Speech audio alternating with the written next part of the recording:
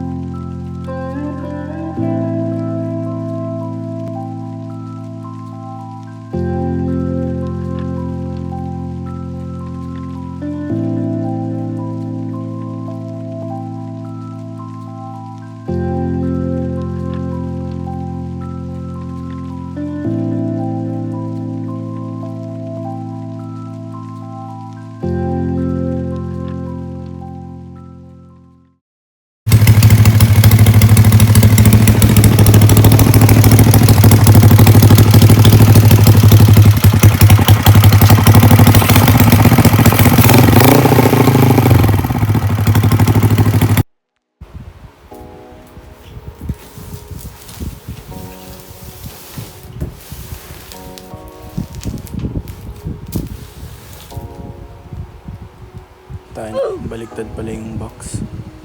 Fail.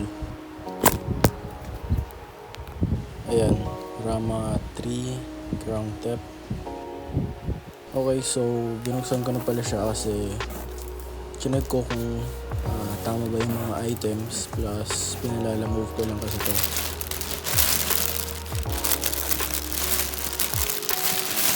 So may nakasunod na ng specs dito. Wave 125S, bilog, and orange. Pero it's not a typical orange, I guess.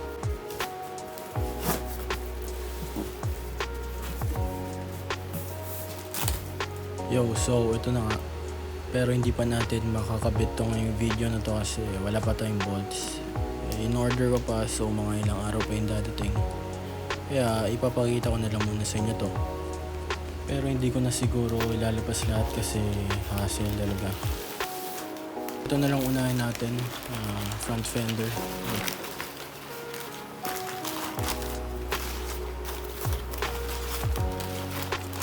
So ito, passion orange.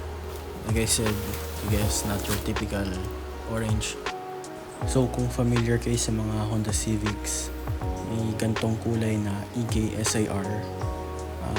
Original color niya yun. Hindi ko alam kung rare color ba yun, pero parang anyways, ipapakita ko na lang dito sa screen yung photos nila para malaman nyo rin.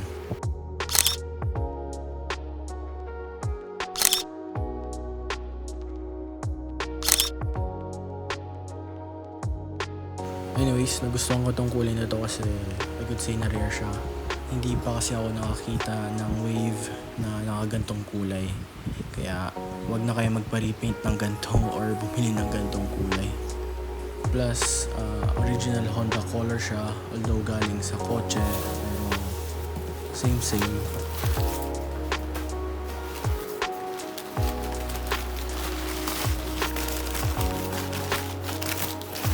So ito naman yung triangle doon sa harap. May concern na ako kasi iba yung design niya, pang tulisan. Pero bilugan naman yung head cowling niya.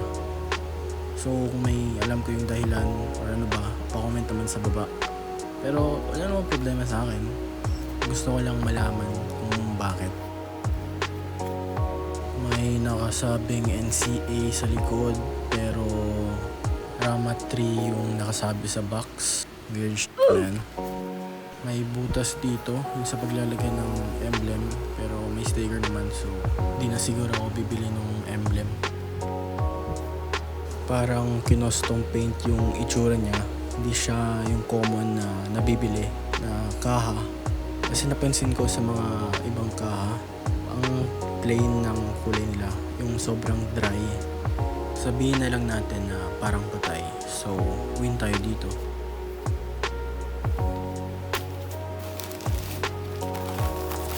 Ito naman yung cowling, pero hindi ko nalalabas to.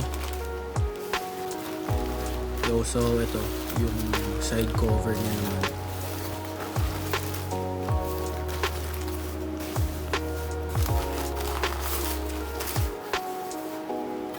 So another good thing about sa kaha na to is may kasama na siyang decals. So syempre panalo na talaga tayo doon kasi hindi na tayo gagastos para sa decals. Medyo madumi lang, pero pag kinabit natin to, i-wax natin to para lalo pa siyang kuminaw. So far nagustuhan ko yung quality ng kaha itself and ng paint. Hindi siya masyadong flimsy at sobrang tigas. So hindi tayo matatakot na baka mabasag yung kaha pag kinabit na natin sa motor. So yung original plan talaga about sa kaha is bibili ako ng second hand na kaha, tapos ika-carbon ng pula. Pero sayang nga naman kung bibili tayo ng second hand kasi halos lahat na ng parts ng motor is brand new. Kaya bumili na lang ako ng brand new. So hindi ko alam kung matutuloy ba tong carbon na kaha, maybe not, pero i-enjoy ko muna tong orange. And hindi ko rin alam kung babagay ba sila sa rims natin, pero kung hindi, edi palitan yung rims. Yo, so ito yung kulay niya with flash.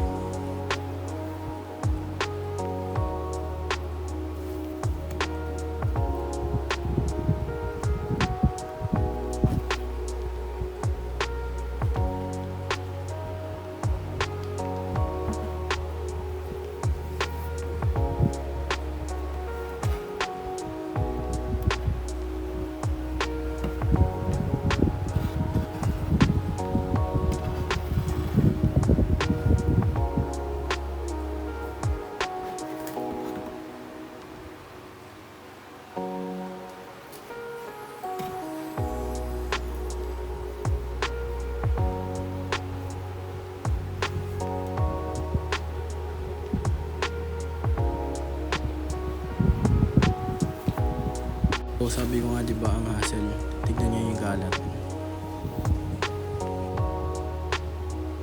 Yo, so di ko pala nasabi pero 13 pieces silang lahat. And di kasama yung fender B, center console, at syempre yung rear fender. And di ko na rin sasabihin kung kanino ko binili kasi alam niyo na. So naibalik ko na sa box yung mga kaha. And napagod ako kasi binalot ko sila ulit sa mga dyaryo. So antay na lang natin yung bolts tapos i-install natin. So yeah, I guess that's it. See you on the next one.